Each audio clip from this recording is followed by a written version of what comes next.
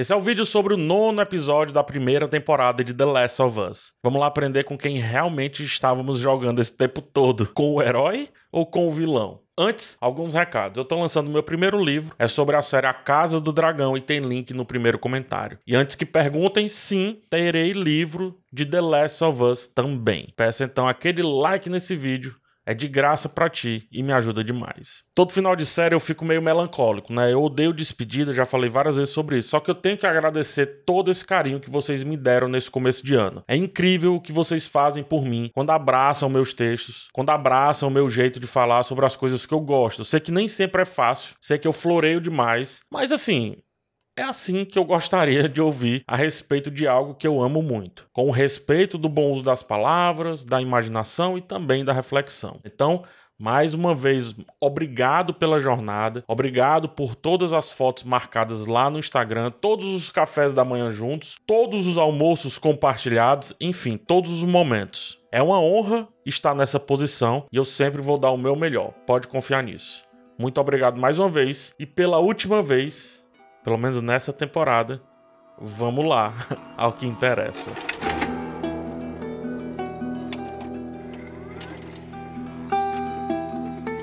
As pistas estavam aí desde o começo, desde o primeiro minuto do encontro com Joel e Ellie. Estávamos jogando com o vilão, quer dizer, estávamos assistindo a jornada do vilão. Ou do herói também. Porque o roteiro de The Last of Us é completo o suficiente para as duas interpretações serem válidas. E a questão que fica é, quanto vale uma vida então? Para Joel, a depender dessa vida, vale diversas outras ou até todas. Há quem concorde, há quem discorde. Só que eu não sei se é muito por aí, eu não sei se é muito sobre isso não. Eu acho que é mais sobre entender esse cara que finalmente encontrou o que havia perdido e, como vários de nós, fez de tudo para não perder aquilo novamente. O problema, aí sim, o problema é o preço disso. Nesse caso aqui, foi a verdade, né? E aí a pergunta que se transforma é, qual é o preço da verdade para ti? A depender das tuas decisões, inclusive. Presenciamos o nascimento daquela que poderia fazer o mundo renascer, né? Exatamente como fruto daquela realidade, Ellie nasce em meio ao caos. A sua mãe corre desesperada do perigo, é mordida por um infectado, mata-o na marra, na garra, na força, e ao mesmo tempo dá luz à luz daquela realidade. Estivemos em uma jornada de sombras. Pode perceber, acompanhamos um homem assombrado pelo seu passado, carregando consigo uma jovem brilhante. Brilhante no sentido mais radical dessa palavra. Só que o futuro dessa jovem ainda estava por ser desvendado, esclarecido. O nascimento de Ellie é o nascimento da esperança. Assim como são a maioria dos nascimentos. Afinal...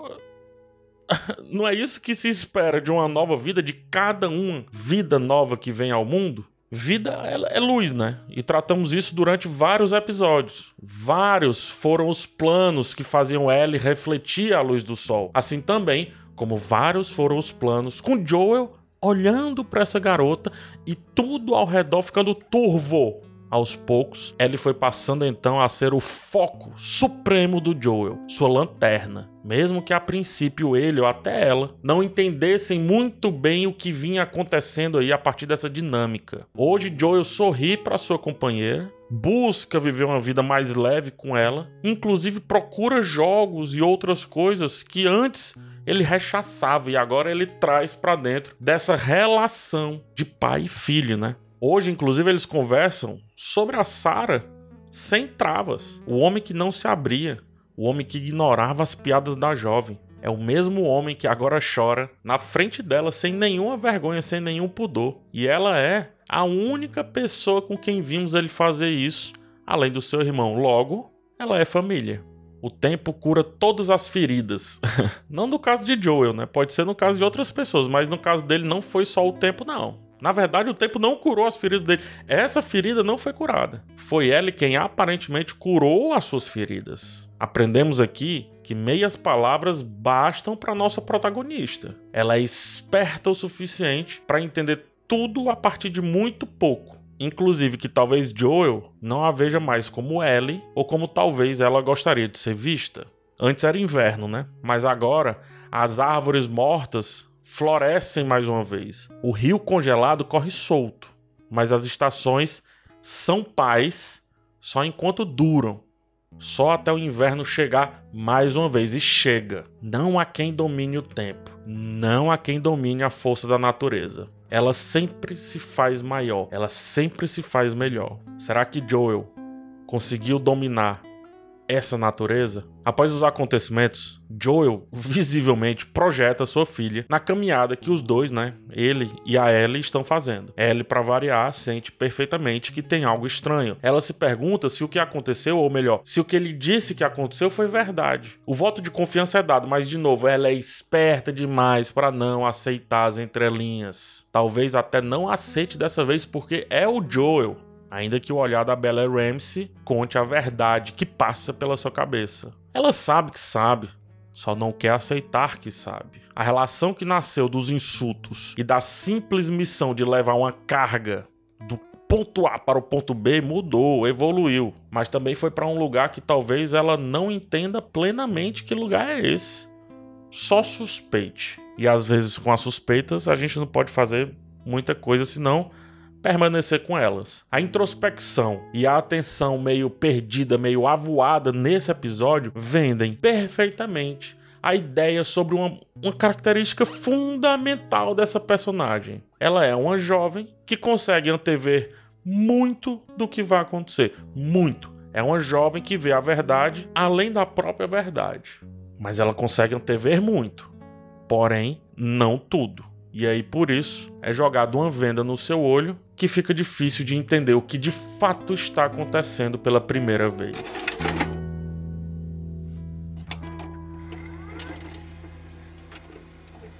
A Ellie é aquela natureza em sua totalidade. Ela é o fungo e o humano ao mesmo tempo. Ela é a vida e a morte do mesmo jeito. Ela nasceu exatamente disso daí. Não é que Ellie goste de girafas, ela gosta, né? Mostraram lá os seus pôsteres no seu quarto, ou também os vários easter eggs. Assim também como mostra o olhar no brilho dela olhando pro bicho, né? Mas é bom a gente entender que a Ellie é a girafa. Ela é todas as vidas que persistem em meio a todo aquele caos, aquele mundo caótico inteiro. Mais do que a imunidade, ou seja lá o termo que for, ela é a cura e também a própria doença. Pro Joel, inclusive. Antes que qualquer dúvida na cabeça dele aconteça, a personagem já fala que tudo que viveu até ali não pode ser por nada. A escolha de Ellie estava clara desde sempre. Desde Henry Sun, desde a morte da Riley, da Tess, as quase mortes dela e do Joel, enfim,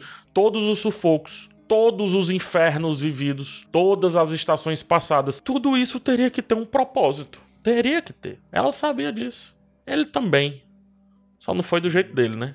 E aí o episódio 8 se torna mais providencial ainda depois do episódio 9. Fomos levados a refletir a respeito do conceito de sobrevivência em seu estado mais extremo possível para um ser humano vivo. Julgamos, através da liderança sórdida que nos foi colocada lá, e tiramos conclusões. E aí vamos lá na jornada de Ellie e Joel. Após o que Ellie falou, de que ela deveria servir para algo em face a tanto do que aconteceu, não é possível que no final não haveria de ter uma fonte corrente de água para minimamente se refrescarem. Não é possível que tanta sobrevivência um dia não vire apenas vivência.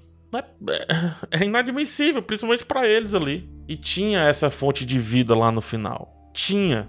Era ela mesma. Joel, porém, não permitiu que o mundo se alimentasse dela, se alimentasse dessa vida.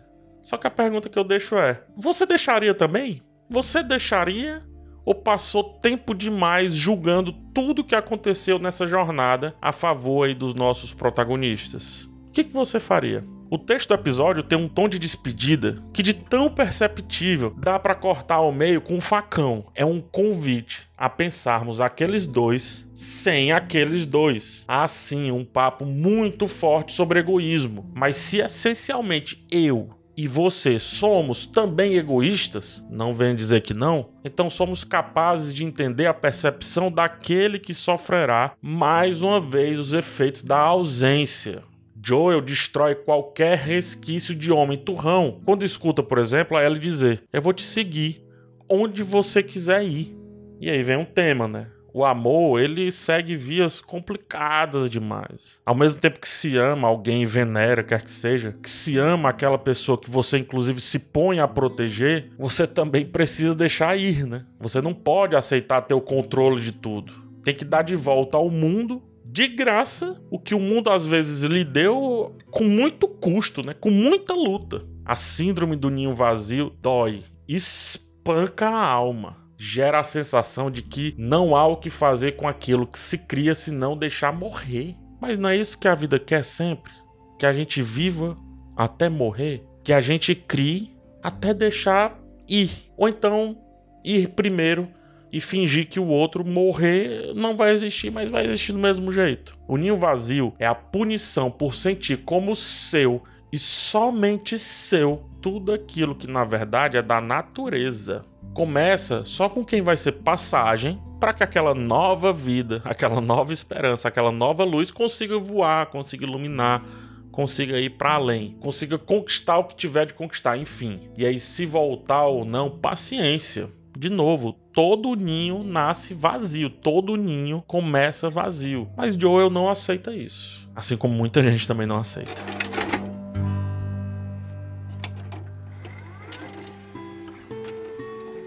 Acompanhamos a jornada de um homem, de um pai, que aprendeu muito bem a viver em amargura, a viver em dor, a viver aprisionado no próprio sótão. Aprendeu a seguir por meio ali entre a escuridão, sem nem precisar usar nada para iluminar direito, além do que a sua própria visão alcance. Ele foi alguém que aprendeu, e parece que gostou, de saborear suas dores como se fossem só suas, como se só ele pudesse sentir aquilo, como se só ele fosse a única pessoa passando pelo que tá passando. Quantas Saras não foram perdidas por tantos Joels aí nesse mundo? Quantas Saras não continuam sendo perdidas por tantos Joels nesse mundo aí? Olhamos essa história sob uma ótica, uma perspectiva diminuta de tudo que essa realidade pode apresentar, pode conter.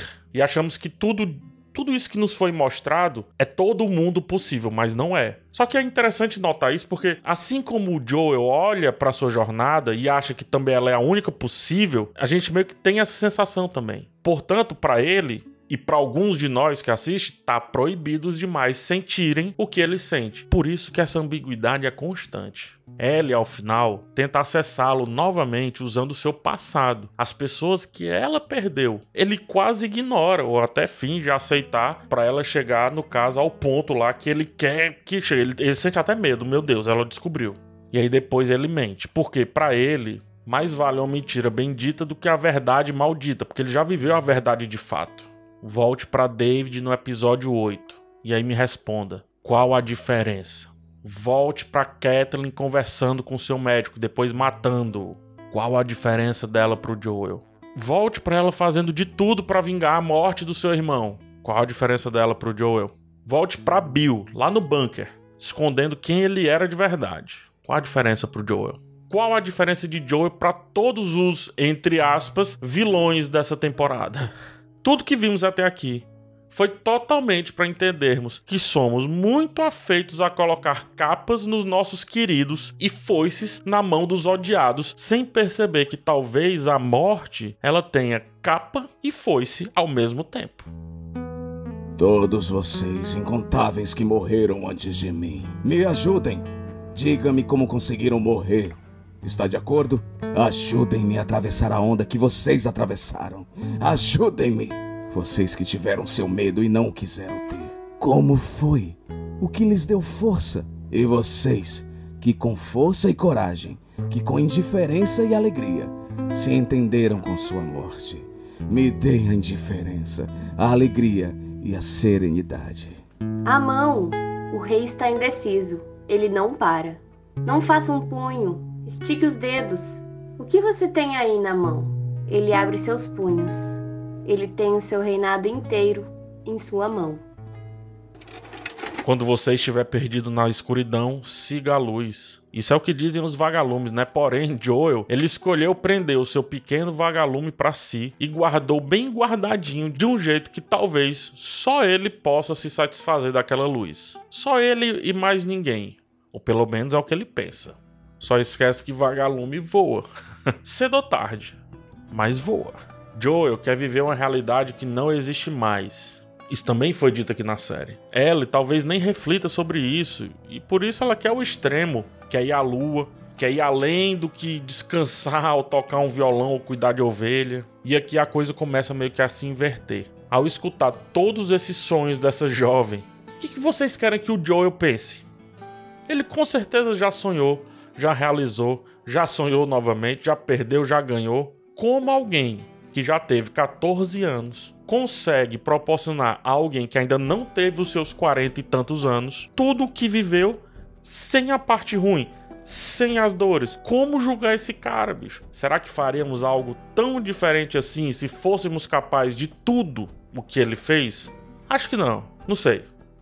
É com você. Mas como julgar aquela pessoa adoecida pelas suas amarguras, por não colocar pra fora os seus sentimentos? Uma pessoa totalmente adoecida em ansiedades que apertam seu peito. Uma pessoa que sente que cada respiro não contemplado soa como se fosse um prenúncio de morte. Como julgar a pessoa que viveu muito tempo em solidão mesmo acompanhado? Como julgar um homem tão capaz, tão forte, tão impetuoso, tão habilidoso em vencer qualquer coisa que esteja em seu caminho, mas que não conseguiu salvar a única pessoa que importa? E isso acontece mais uma vez. Como julgar o homem cujo tempo parou e por toda a sua vida preferiu não consertar esse relógio?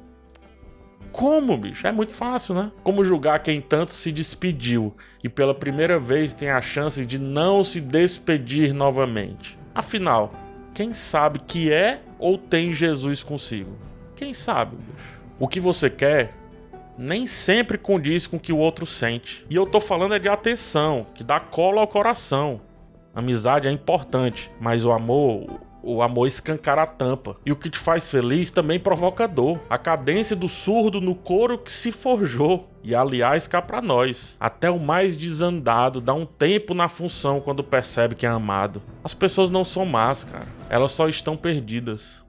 Sempre tem uma sombra tão grande ou maior do que quem caminha contra a luz. Sempre. Atrás da luz, atrás da gente, tudo é treva.